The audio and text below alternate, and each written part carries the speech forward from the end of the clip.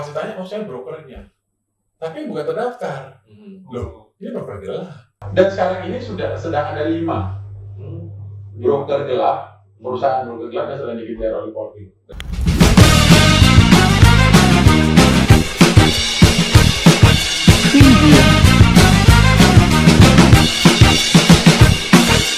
Halo, kembali lagi di Sempana Academy Podcast bersama saya Pak Wibowo, dan tentunya untuk podcast kali ini saya akan bersama Pak Ideal Fitra Hanif selaku Presiden Direktur Sempana Broker. Kita akan bicara dan nanya-nanya nih ke narasumber yang luar biasa hebat, seorang ketua dari Dewan Asuransi Indonesia dan juga menjabat sebagai Ketua Aparindo, Pak Julius Bayangkara. Ya, selamat siang, Pak. Selamat siang. Oke, ya Pak Ideal, terima kasih Pak ikut bergabung Pak, nanti tanya-tanya ya. Baik, teman-teman, kali ini di episode kali ini kita akan membahas tentang bagaimana kita menyambut revisi Undang-Undang Perasuransian. Kenapa ini menjadi penting? Bahwasannya asuransi kurang lebih sudah ada 2 undang-undang yang mengatur tentang perasuransian di Indonesia. Pertama tahun 1992, nomor 2 tahun 92, dan diperbarui itu di nomor 40 tahun 2014. Nah, 2 undang-undang perasuransian itu sudah menjadi pegangan di para pelaku industri asuransi saat ini. Tentunya di situ juga sudah ada perlindungan konsumen, juga perlindungan pelaku usaha asuransi. Nah, dengan berkembangnya dunia asuransi, khususnya dari sisi digital, maka banyak pihak merasa perlu ada revisi terhadap undang-undang ini. Nah, bagaimana revisi itu akan berjalan ke arah mana, kemudian apa dan bagaimana kita akan menyikapinya, kita akan banyak tanya nih ke Pak Julius gitu. Ya, kita ke Pak Ideal dulu, Pak. Silakan Pak, disapa Pak. Ya, Pak Julius Bayangkara, luar biasa. Ini betul-betul nih Bapak Ibu, kawan-kawan semua, bahwa pertemuan hari ini menyenangkan kami semua. Paling tidak kami host kedatangan seorang tamu yang luar biasa, Pak Julius Bayangkara. Jadi disebutkan sama Mas Fahri bahwa beliau adalah Ketua Umum Aparindo dan juga Ketua Umum Dewan Asuransi Indonesia. Ya. Berarti akan banyak isu nih Bapak Ibu, kawan-kawan semua ya, apa yang kemudian menarik. Cuma kita akan batasi ya Pak, terkait dengan judulnya adalah menyambut revisi Undang-Undang Perasuransian, apa dampak bagi industri, pelaku usaha, bahkan pendidikan gitu. Termasuk implikasinya terhadap yang ketiga tadi. Kita akan mulai dengan pertanyaan yang Mas Ari ya. Oke Pak, sebentar nih Pak. Tadi saya ada yang kelewat ya. Kita belum kenalin Pak Julius lebih jauh nih Pak. Karena gelarnya panjang banget Pak. Saya tadi baca dulu nih Pak. Jadi nama lengkapnya Pak Julius Bayangkara, SIP, CIAB, Anzif Senior Associate, CIP, CFGP Pak. Jadi panjang. Beliau dulu mengawali di PT Guardian New York ya Pak. Lloyd Thompson tahun 2006. Kemudian ikut mendirikan Cedana Proteksi Sinergi Pialang Re Asuransi, dan saat ini sehari-hari Presiden Direktur dari Cedana Re Pak. Iya. Iya. Salah satu karyawannya ada satu kelompok sama saya tuh Pak, di apa ya Pak? Egar. Iya, sedang lagi sekolah juga tuh. Iya. Kira-kira itu Pak Ideal, luar biasa tuh. Ya, apapun ceritanya Pak Yudi sudah sampaikan terkait dengan Ketua Umum Aparindo dan BAI. Sekarang kita izin ya Pak bertanya soal beberapa alasan yang muncul wacana revisi antara lain adalah perluasan peran OJK dan adaptasi terhadap bisnis baru, insurtech, kemudian yang lain-lain. Kemudian ada perlindungan konsumen yang dinilai belum cukup kuat. Kemudian ada juga isu tata kelola dan kepercayaan terhadap industri, dan tentu saja penguatan terhadap pelaku perantara asuransi termasuk peran kita di Pialang. Oke, terima kasih Mas Fahri. Kehormatan juga sih Pak bisa bertemu Bapak-Bapak dan pemirsa podcast. Oke, jadi Pak, memang ini Pak, penguatan ini kan masih dalam diskusi sebenarnya, penguatan dalam PGSN. Central gravity-nya kan sebenarnya ada 4 tadi Bapak sampaikan. Pertama, peningkatan perlindungan pemegang polis. 2, penguatan governance, itu kan, dari pengawasan OJK yang tata kelola tadi. 3, mendorong inovasi yang bertanggung jawab, ya pasti lah, itu bagian dari perluasan layanan dan segala macam. Termasuk memberikan dasar hukum bagi tadi insurtech sama transformasi digital. Saya rasa sih begini, memang ada PR-nya nampak selain central gravity-nya ini Pak, ada PR yang mesti kita coba perhatikan juga bahwa Undang-Undang P2SK itu sudah mengamanatkan beberapa hal yang sebenarnya kita berharap kalau bisa segera berjalan. Penguatan ini tentunya ya kita akan sambut sebagai warga negara, sebagai pelaku industri pasti kita akan sambut segala bentuk aturan ataupun undang-undang yang diterbitkan berkenaan soal industri kita. Tapi poin yang paling penting sebenarnya gini Pak, sebagai bagian dari industri perasuransian apapun bentuk aturannya, dalam pemahaman saya sih sebenarnya mungkin Bapak tahu, saya selalu berharap undang-undang itu adalah bagian untuk memperkuat dan memperluas layanan kita kepada masyarakat Indonesia. Itu poinnya. Karena gini Pak, aturan itu harusnya tidak melemahkan kemampuan industri nasional. Itu pemikiran saya. Iya, itu makanya. Terlepas dari isu tadi point by point, sebenarnya secara filosofis saya berharap begitu. Kalau mungkin Bapak-Bapak tahu di Aparindo itu kan saya selalu bilang itu ada tema tagline saya sebelum we want bigger portion. Saya selalu bilang bahwa bigger portion itu sebenarnya ada pilar di dalamnya. Kalau cuma dengan we want bigger portion, wah kamu tamak banget ya. Porsi besar gitu. Bukan, sebenarnya bukan itu. Kalau apalagi secara ngomongnya we want bigger gitu kan. Memang saya mau mesti push agar broker atau piala itu kita beda kok harusnya. Ya, itu sebabnya kita harus lebih besar. Nah, sebenarnya saya sudah sampaikan berkali-kali, cuman biasa orang nggak ambil pilarnya Pak. Jadi pilarnya itu ada dua saya bilang. Sebenarnya ada tiga sih kalau mau ditarik kelimanya. Pertama, bigger portion itu bicara soal kita mau menanggalkan beban dan mengurangi halangan yang berintangi.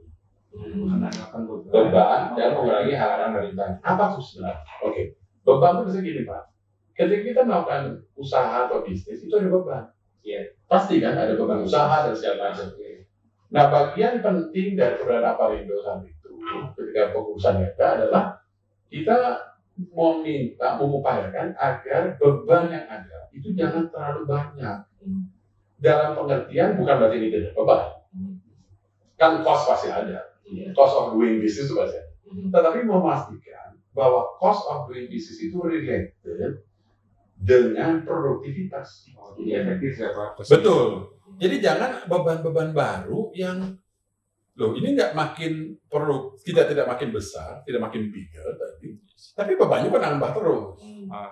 Nah, beban ini yang harus kita coba ringankan. Makanya kemudian ada diskusi-diskusi dengan OJK waktu itu di Aparindo berkenaan soal batas minimum ekuitas misalnya. Dan kita cukup berhasil dalam diskusi itu meyakinkan OJK untuk beban-beban itu tidak ditinggikan lah. Ada, bahkan kita termasuk yang paling baik di posisinya ya dalam soal itu. Itu contoh yang pertama. Jadi beban. Termasuk kita bicara sama Apari Pak, soal sertifikasi perorangan. Kita minta supaya biayanya jangan jadi beban. Gitu loh Pak. Sertifikasi perlu. Ada biayanya? Iya pasti ada biayanya kan masih banyak orang besar macam.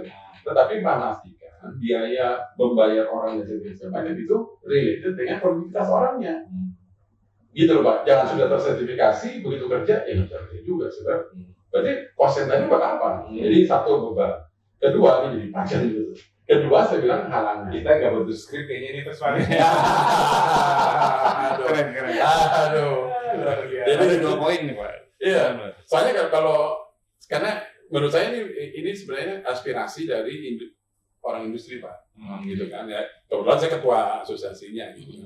Jadi pertama itu. Kedua kan saya selalu bilang tadi tanggapannya mengurangi halangan. Beban itu bicara soal sesuatu dari dalam industri. Kan kita beban. Berat badan itu kan beban kita. Tapi kalau halangan kan pintu Pak.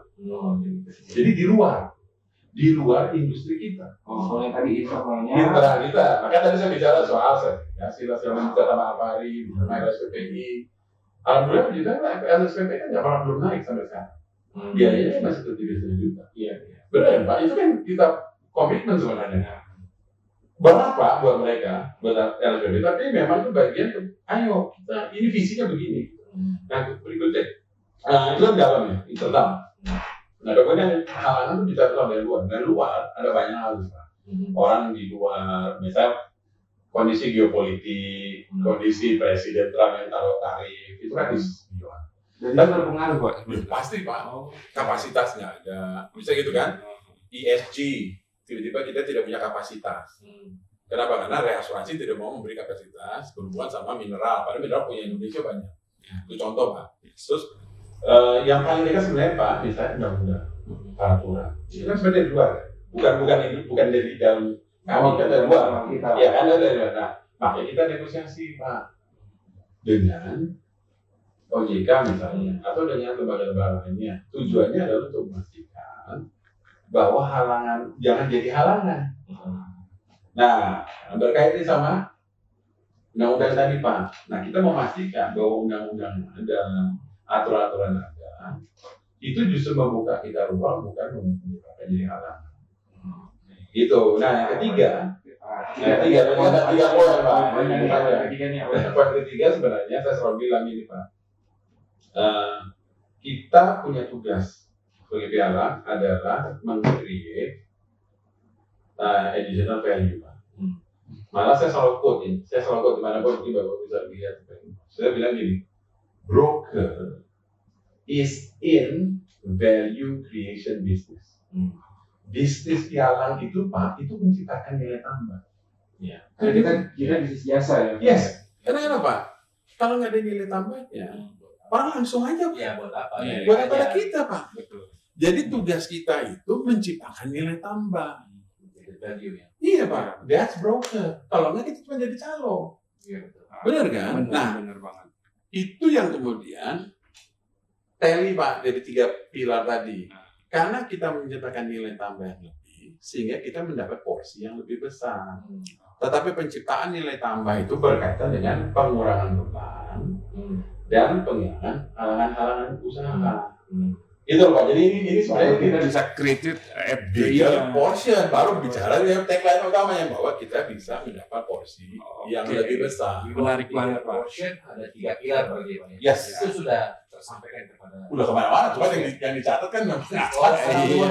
gampang Pak soalnya. Karena kawan-kawan bisa sobat akademik, beliau ini kalau menyampaikan tentang we want bigger portion itu apa ya, mimik dan gaya beliau ini terbayangkan sudah. Maksudnya ini luar biasa dan jujur waktu itu memang beliau pada saat mencalonkan diri ya pilihan we want bigger portion itu memang menjadi sesuatu yang karena dirasa oleh kawan-kawan sebagian waktu itu sebelumnya Pak tidak cukup adil, kotor lah ya cerita itu gitu. Bapak tawarkan yang demikian itu menarik dan saya pikir teman-teman bukan karena melihat siapa Bapak juga ya, karena profil, semangat, tagline yang we want bigger portion itu menarik.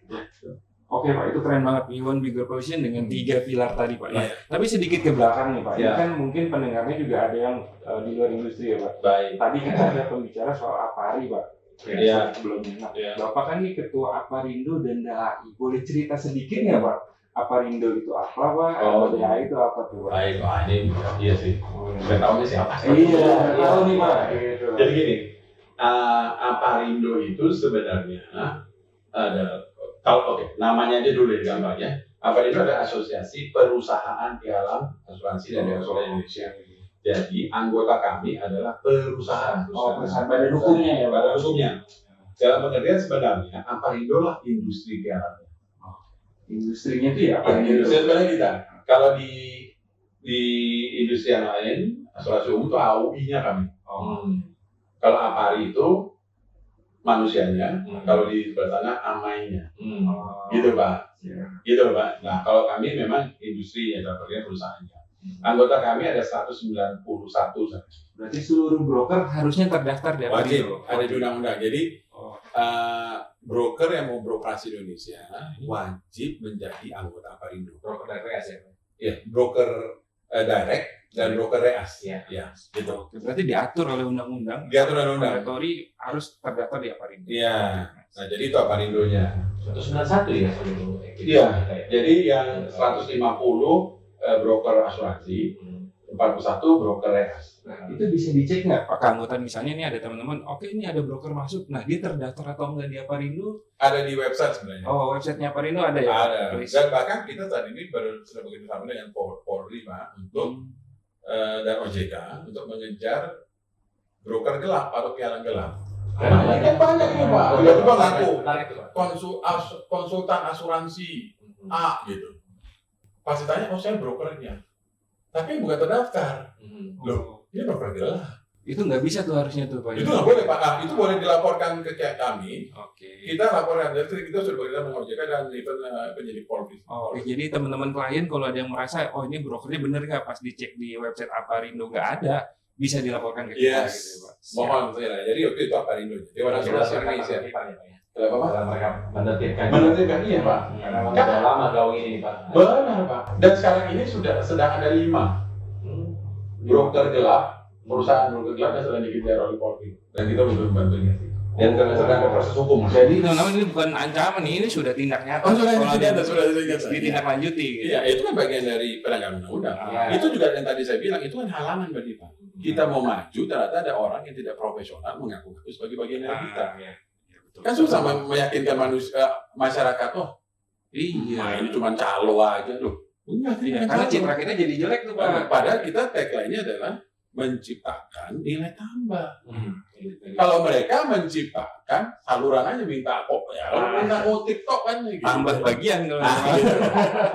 Nah itu tapi itu Aparindonya Pak. Nah, sekarang Ada dari Dewan Asuransi Indonesia itu Tapi sebentar Pak, saya mau bilang kepada pemirsa bahwa teman-teman jangan tanya ya 5 konsultan asuransi tadi siapa saja.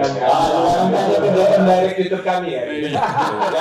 jangan tanya itu tanya ke polisi aja. Ya, Oke, nah Dewan Asuransi Indonesia. Dewan Asuransi Indonesia itu adalah sebuah dewan organisasi yang menaungi semua asosiasi perasuransi Indonesia.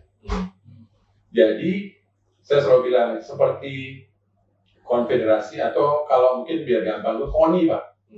KONI itu kan di bawahnya ada PBSI, ada PSSI, ada PRI, ya udah itu Pak. Kami juga di bawah Dewan Asuransi itu ada AUI, AJI, ASI, Syariah yang kami Aparindo, kemudian ada APKAI. 5 ini adalah anggota Dewan Asuransi Indonesia yang punya voting right. Karena dia mewakili industrinya. Kalau tadi apa ya Pak? APKAI itu asosiasi penilai kerugian. Oh benar itu. Oh, Loss Adjuster. Loss Adjuster. Oh, Nah, oke. kemudian ada anggota yang tidak mewakili industri, maka tidak punya voting right. Nah, di dalam itu ada Apari, ada Amai, Oh. ada Pamjaki, ISEA, Bupasi, itu ada di Bupasi. ya, itu ada sekitar 11. Jadi, tapi voting right itu adanya di 5 ini, Pak, yang mewakili industrinya. Jadi termasuk tadi apa seperti ini? KONI tadi ya Pak.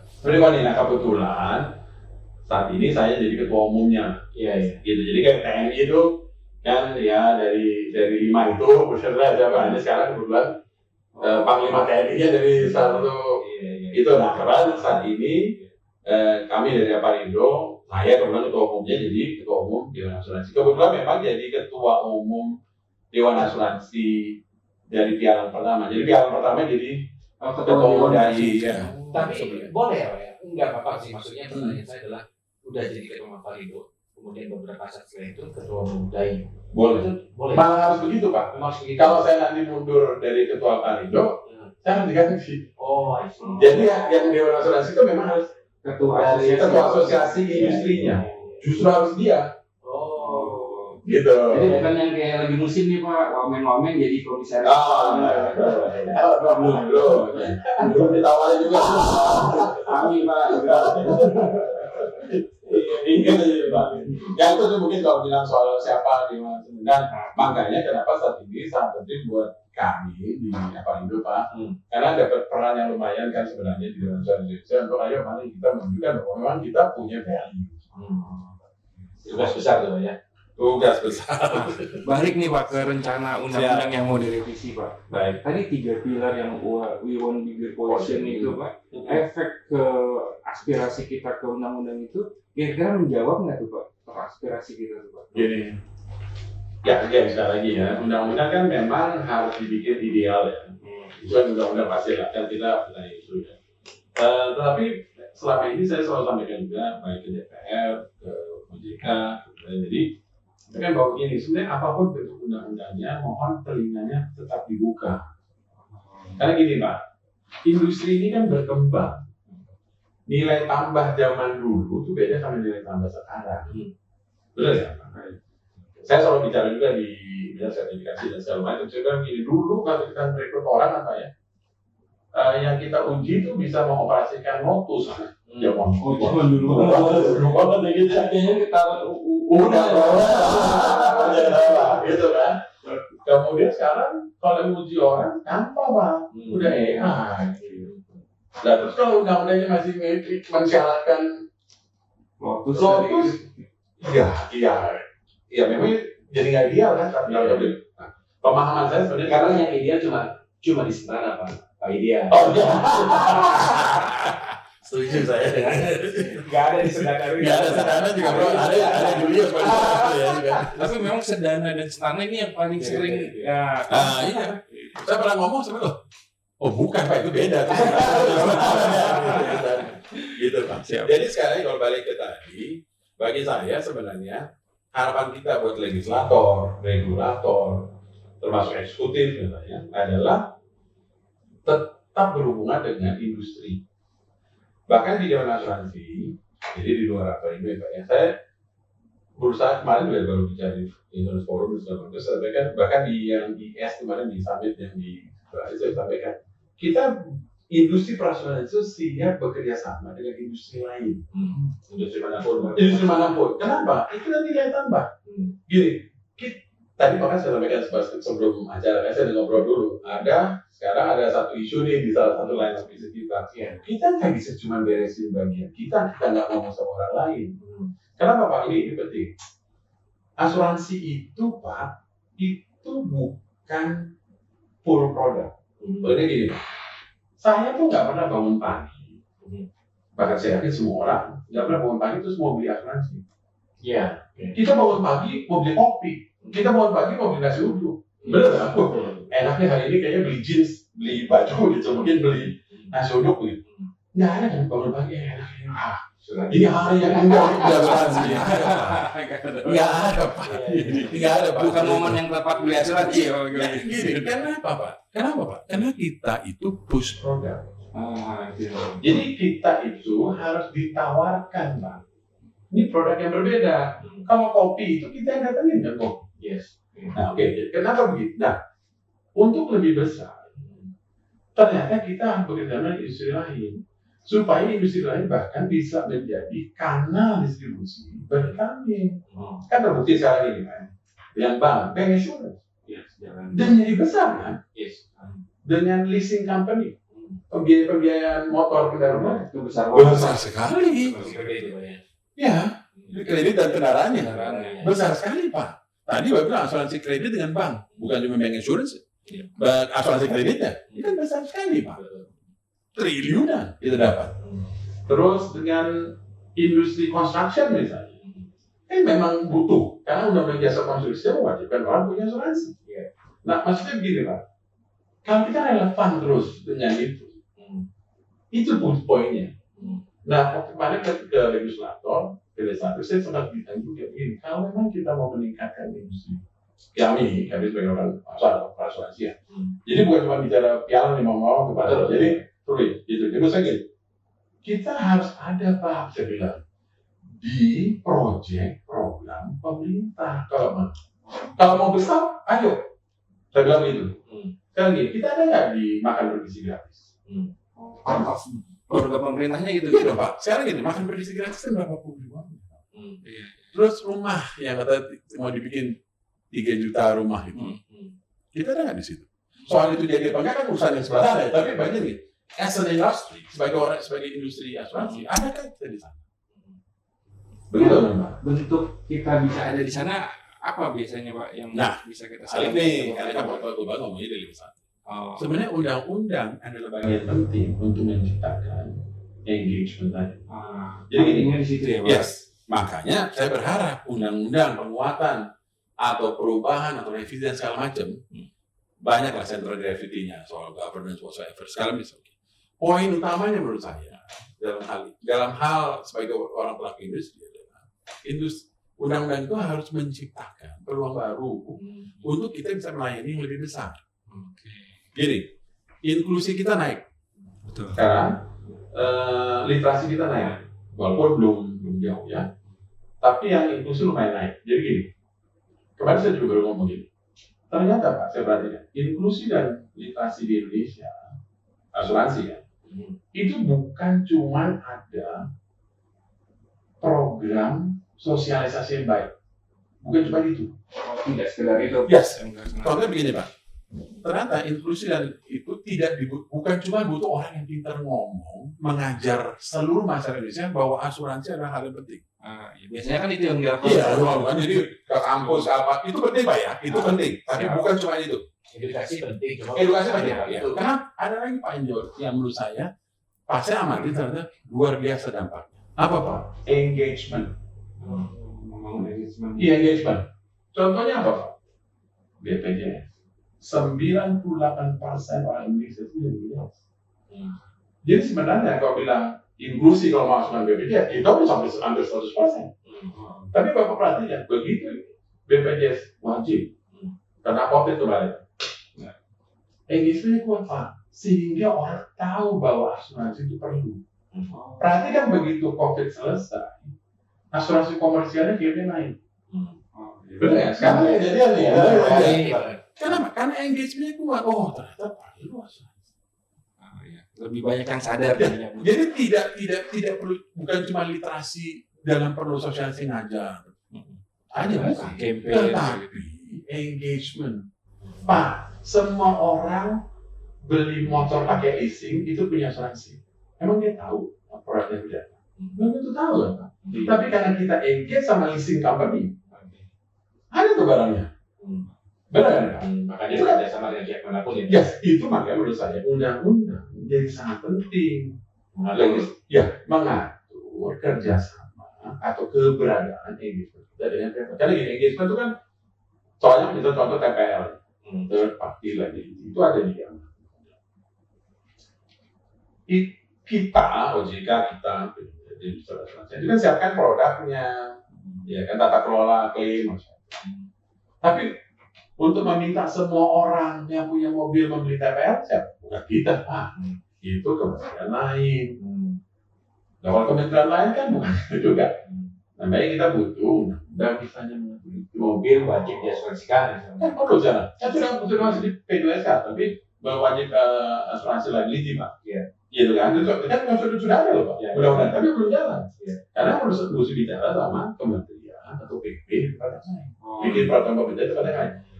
So it's an engagement. Sekarang ini berarti bicara soal engagement. Nah, balik ke undang-undang tadi, aspirasinya itu Pak. Oke, siap. Thank you nih Pak, mantap luar biasa. Oke, Pak silakan diminum dulu Pak. Iya, udah dari tadi saya minum. Jadi tadi Pak Yunus sering kali mengucapkan Undang-Undang P2SK. Undang-Undang P2SK itu adalah undang-undang pengembangan dan penguatan sektor keuangan. Jadi inilah yang kita sedang bahas, di mana undang-undang itu memayungi industri asuransi. Tentu saja kepentingannya tidak hanya untuk para pelaku industri, tapi juga tentunya untuk para nasabahnya ya. Dalam hal ini masyarakat Indonesia. Dan begitu pentingnya kita membangun engagement di situ. Ya. Baik. Next. Pak Idil ada yang mau ditanya lagi Pak Idil nih? Apa ya? Ditanya beliau itu selalu karena dikaitannya sama undang-undang wacana apa namanya? Revisi undang-undang dan seterusnya ya. Maka kemudian bagaimana perlindungan konsumen kita nih Pak, yang kita sering dengar banyak yang tertunda atau dispute. Ya. Ini untuk penguatan di sisi yang itu bagaimana perlindungan atau daya memahami itu. Jadi gini Pak, pasti pertanyaannya yang susah ini soalnya mewakili banyak orang ya. Ya karena kalaulah kemudian ini dianggap sulit, ini kayaknya enggak deh, karena ketua Parindo dan ketua Dai. Oh, Iya, soalnya representasi dari semua gitu ya? kan AWI, segala macam. Karena ini relate Pak dengan poin krisis kepercayaan dan gagal bayar nih Pak. Jadi gini sih memang, gini.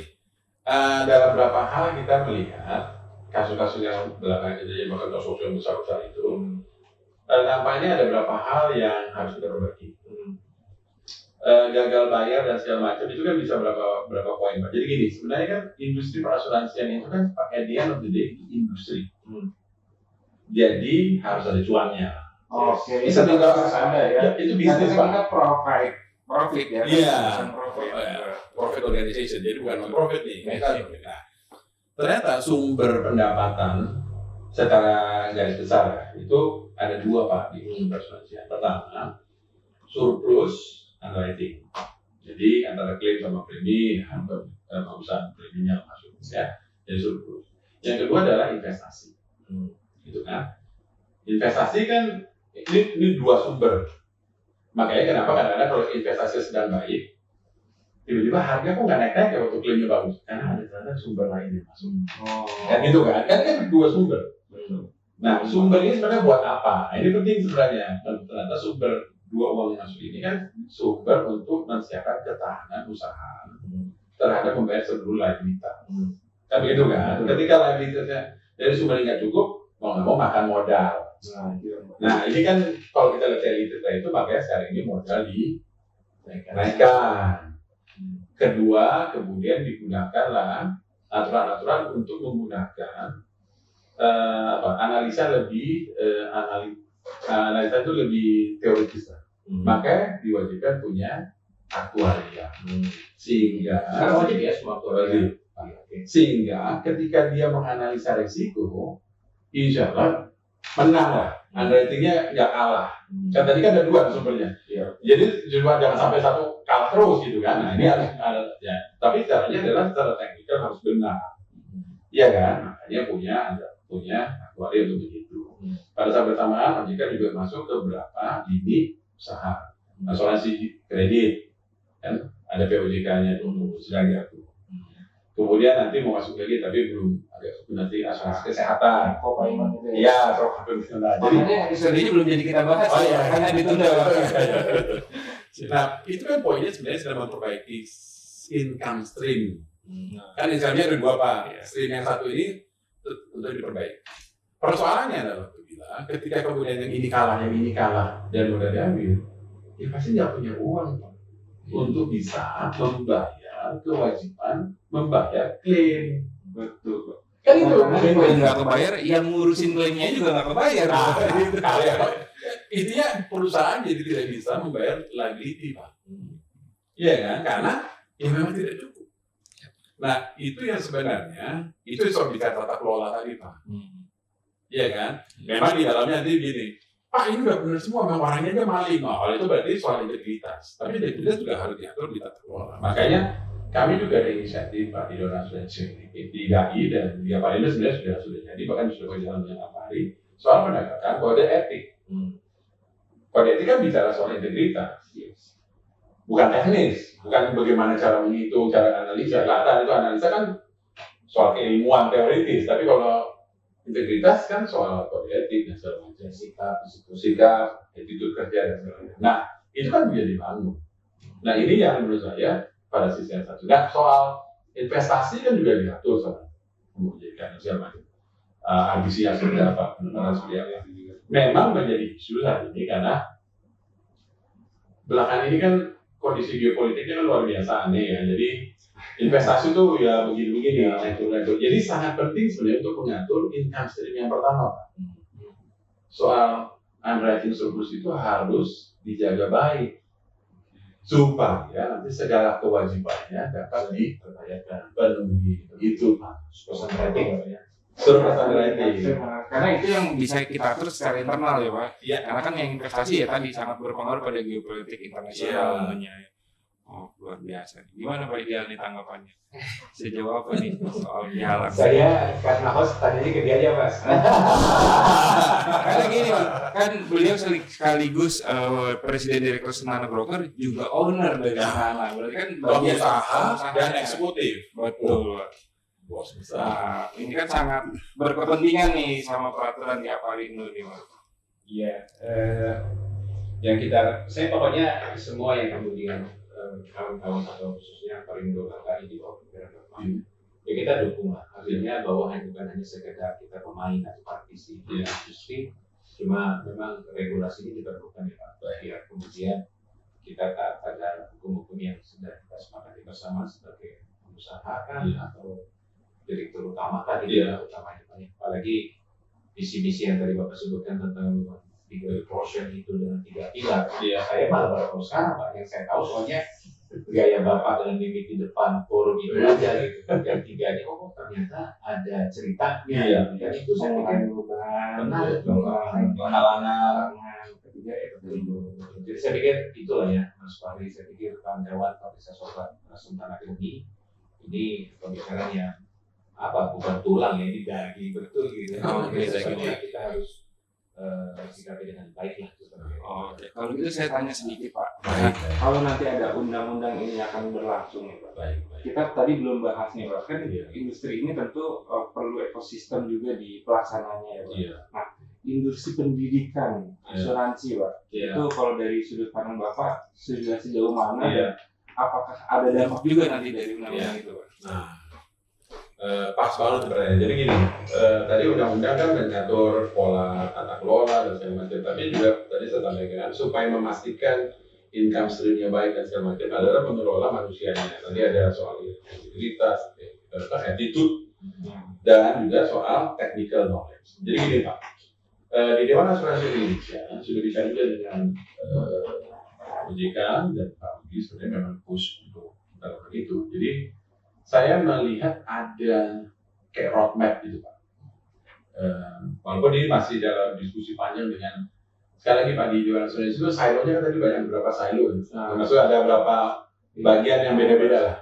Masing-masing ini punya kepentingan dan punya tantangan beda-beda. Jadi kadang-kadang memang jalannya memang tidak bisa langsung bersama. Walaupun bisa ketua umum dan sebaiknya begini belum tentu bisa langsung. Belum tentu jadi kebijakan. Karena memang harus sifatnya konsekuensi konsensus. Jadi ketuanya bukan ketua, bukan. Jadi kan ketuanya kayak konfederasi ya beda gitu. Tapi poinnya begini. Iya. Nah, poinnya begini Pak. Jadi saya melihat bahwa ada 3 hal yang harus diciptakan untuk memperkuat pembangunan sumber daya manusia para asuransi Indonesia. Oke.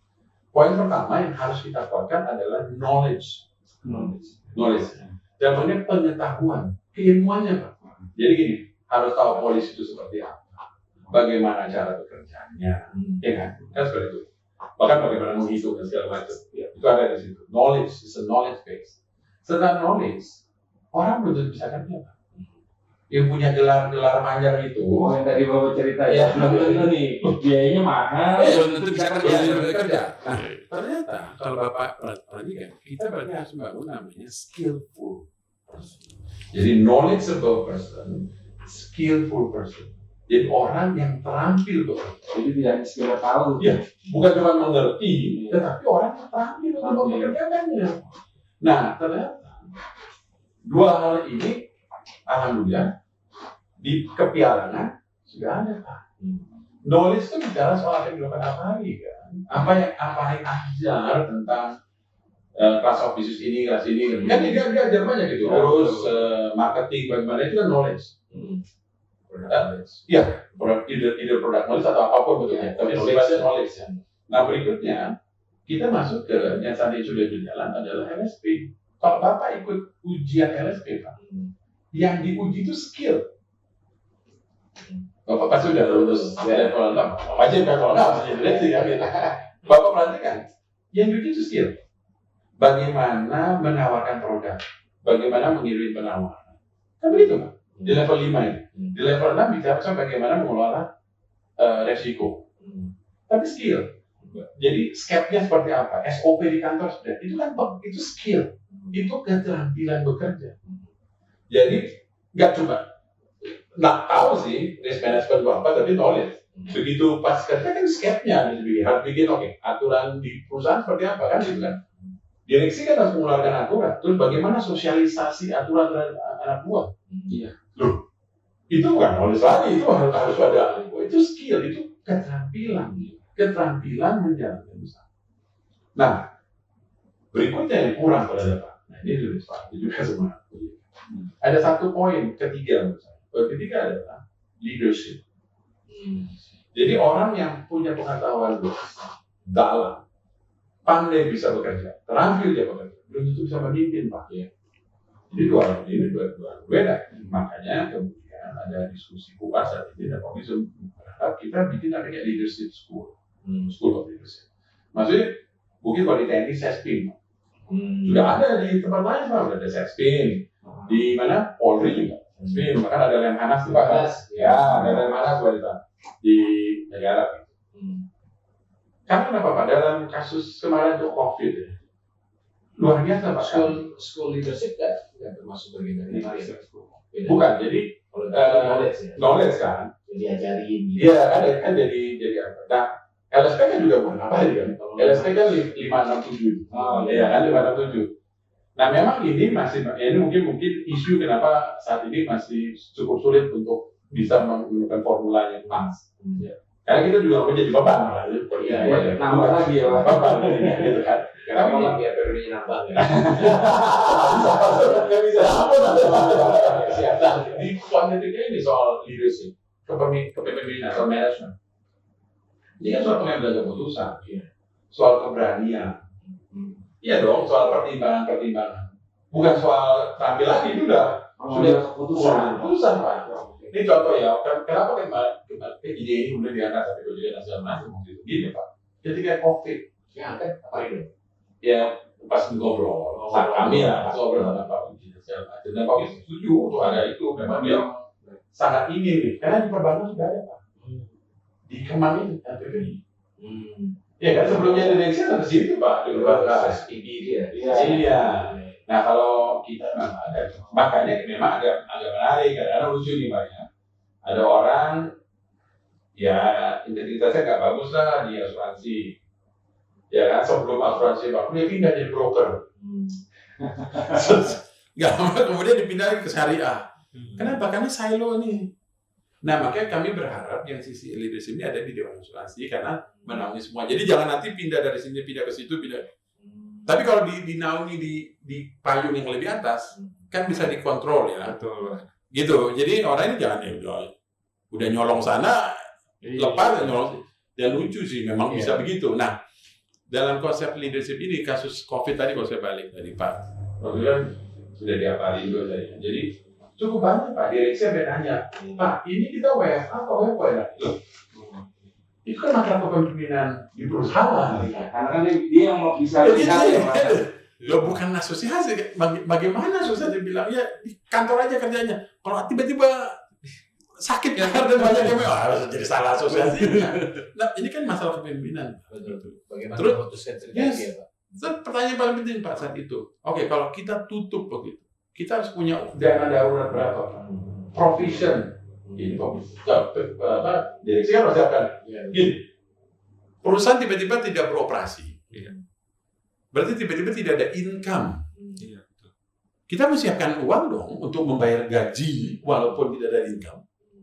Terus berapa bulan Pak Billy yang harus kita siapkan uangnya? Padahal kan biaya operasional ya berbulan. Pak, ini kan kepemimpinan. Ini kepemimpinan. Keberanian memimpin. Terus soal perang di waktu Ukraina, tiba-tiba perang di Timur Tengah, perang dagang gitu. Ini kita gimana? Ya, itu leadership, bukan soal monetisasi, bukan soal cyber insurance, bukan soal asuransi kesehatan lagi Pak. Itu bagaimana? Nah, itu kan problem. Nah, inilah kalau Bapak bilang soal pendidikan. Jadi bisa ada kayak roadmap aja lah. Knowledge, skill, match. Nah, itu leadership-nya tuh di situ nanti. Leadership itu di materi. Oke, thank you banget Pak. Berarti ada juga nanti keterkaitan sama undang-undangnya Pak. Oh itu harapannya sih Pak. Siap. Sebenarnya gini Pak, Pak, sorry. Ini menarik juga kalimatnya langsung ke undang-undang gini. Sebenarnya ada harapan di kami Pak. Gini. Aturan-aturan yang ada di industri perasuransian, sebaiknya kita atur juga tanpa undang-undang harus kita terima. Itu ada harapan saya sih Pak. Jadi biasanya gini Pak. Undang-undang jelas akan memperkuat, definitely. Tetapi gini Pak, sebagai keluarga perasuransian atau keluarga kecil yang lebih kecil lagi di GALA, itu sebenarnya kan kita punya kode etik, kita punya kesepakatan yang bahkan tidak ditulis. Maksudnya gini Pak, kalau saya di rumah, kita di rumah kan punya kode etik sebenarnya. Tanpa tertulis Pak. Masuk rumah, salim, orang lebih tua, makan nih.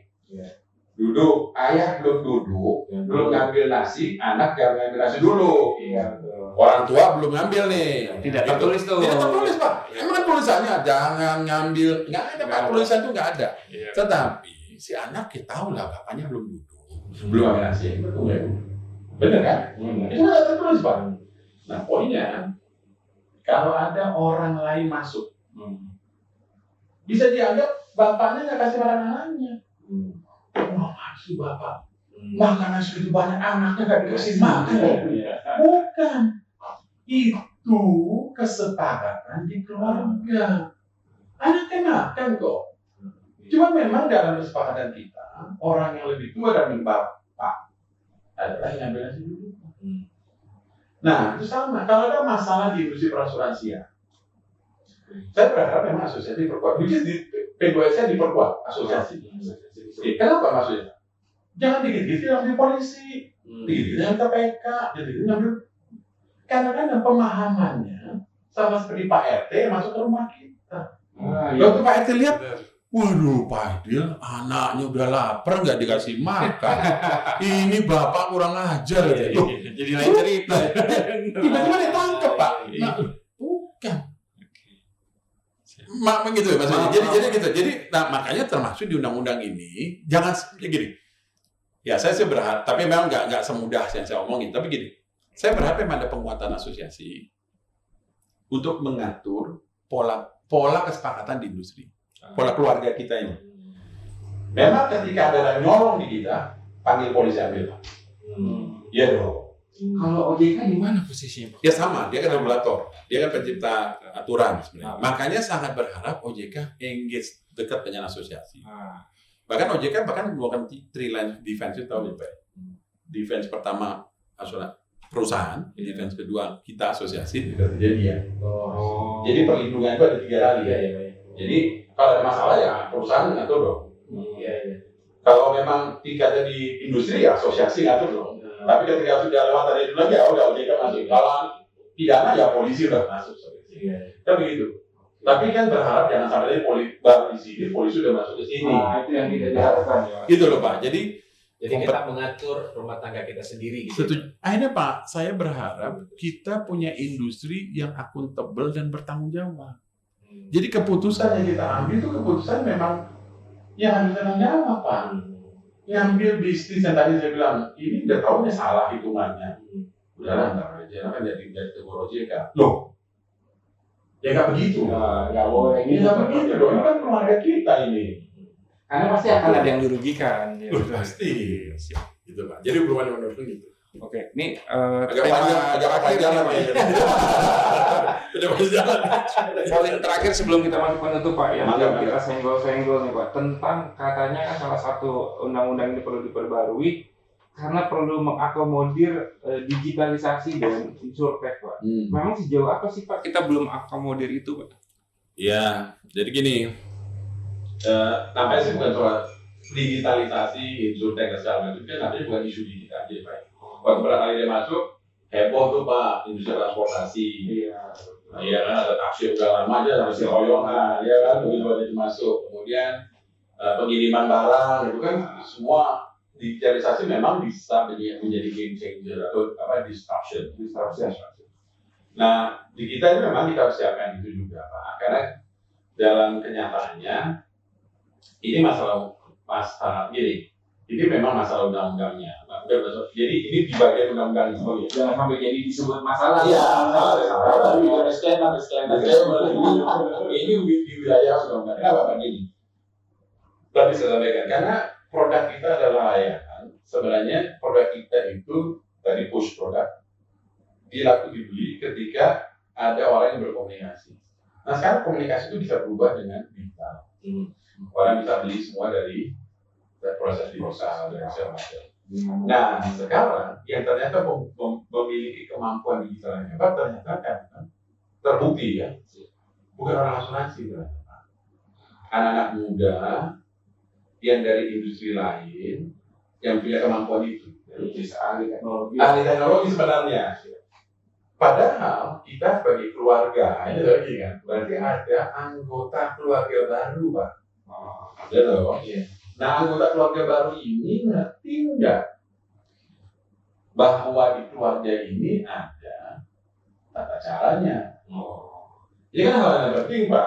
Analoginya menarik banget ya, sama ke keluarga ya. Iya, karena ada anggota baru. Iya, kan ada keluarga baru masuk di rumah. Begitu dia lihat ini dia makan aja gitu, dia ambil makan aja gitu kan. Tunggu dulu di sini, tunggu bapak dulu nih. Di mana bigger portion? Mungkin makanan pergi.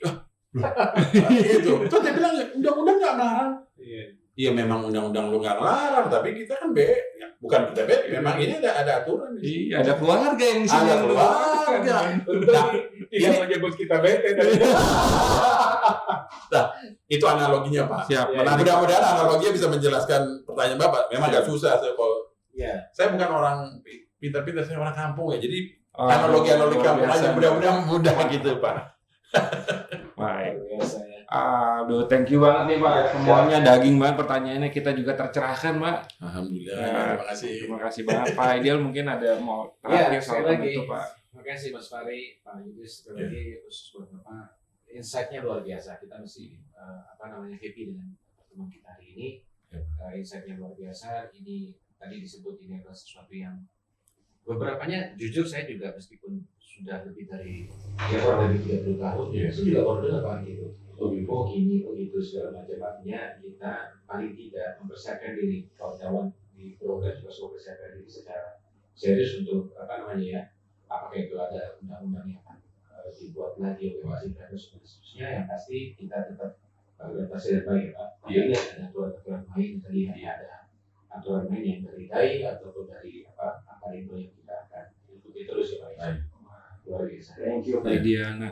Pak Yulis ini terakhir Pak, mungkin ada pesan atau advice Pak untuk keluarga besar industri asuransi, anggota rumah tadi itu. Ya, anggota rumah dan masyarakat umum dan secara umum Pak. Sama ini mungkin sedikit spill Pak, udah berapa lama sih Bapak? Tadi kan Pak Ideal sebut 30 tahun nih Pak di industri Pak. Mungkin Pak Ideal lebih banyak. Nah, broker sendiri udah 27 tahun menjalankan. Iya. Sebenarnya di asuransi sudah juga di situ. Oke. Jadi pesan Coca-Cola atau teh manis kayaknya. Soalnya belum datang produknya. Kita jodoh. Jadi oke. Pesan sebenarnya gini Pak. Satu, kita sebenarnya berharap jadi industri dan keluarga yang bertanggung jawab dengan apapun yang kita lakukan. Karena itulah yang mengembalikan kepercayaan. Trust. Jadi trust itu muncul dari akuntabilitas industri yang tinggi. Kita responsible atas apa yang kita putuskan. Itu kan gitu. Kedua, kita harus yang menjadi lebih besar adalah orang yang bisa melayani lebih besar. Jadi gini, makanya selain kita bertanggung jawab, kita harus stay relevant dengan kebutuhan Indonesia. Gitu Pak. Ketika kita membangun apapun bentuk produk dan segala macam, apapun bentuk layanan, tetapi itu tidak relevan dengan kebutuhan masyarakat, ya kita akan sebegini, kita akan kecil terus. Begitu maksud saya. Jadi gini Pak, di contoh, di pesan tapi banyak banget tuh pesan. Kalau saya kalau gini, setiap kali ada 17 Agustus Pak. saya bantu di RT, saya siapin bendera. Pak RT belum datang, orang Indonesia gue siapin meja, saya udah sapu semua gitu. Saya udah siapin semua, saya bantu semua saya. Hampir pasti Pak, pemilihan RT berikut nama saya muncul. Dia aja tuh, rajin banget ya tuh, kan bener. Udah nongol dulu. Kenapa? Orang yang melayani RT layak menjadi ketua RT Pak. Betul ya. Orang yang melayani Indonesia layak menjadi pemimpin Indonesia. Industri asuransi layak menjadi lebih besar ketika dia melayani lebih besar. Luar biasa. Itu Pak. Desain dia. Keren. Iya nggak, karena saya pernah ditantang dulu Pak, 3 bulan ke istana pas zaman presiden sebelumnya, ketemu sama SP waktu itu. Terus ditanya, industri lu berapa besar sih Bill? Industri kita. Industri kita berapa ratus triliun. Bisa jadi 1.000 nggak? Premi maksudnya. Wah, 3 kali lipat saya bilang gitu. Saya bilang siap, tapi dibantu ya. Gitu dong. Iya, harus ada peran dong dari. Nah, bagaimana bantunya? Makin Posisi muncul. Pak sudah jadi ketua. Waktu itu udah ketua dari Betul. udah ketua Pak Dino ya waktu itu. Pak Dino. Iya. Nah, saya bilang ayo Pak dibantu. Makanya bagaimana engagement Pak? Memang agak susah juga kalau kita datang di komputer kita harus gitu. Tetapi come on, bagaimana roadmap Anda? Itu tadi saya bilang kenapa butuh knowledge, skill, dan leadership. Kepemimpinan. Maksud saya kita harus bangun itu. Dan menurut saya, sekali lagi, menjadi lebih besar adalah ketika kita melayani lebih baik. Sebaik-baiknya orang kan yang bermanfaat buat orang yang lebih baik. Betul. Dan kita harus siap untuk itu. Iya, itu jadi harus akuntabel, punya keahlian, terampil. Keren. Kan begitu. Sorry. Oke. Itu aja pesennya kebanyakan. Oh ya, saya mulai kerja tuh di asuransi tahun pertengahan 90-an Pak. Ya mirip-mirip sama. Oh, luar biasa. Ya, tapi masih muda kan. Mudah banget ya. Bigger portion pasti.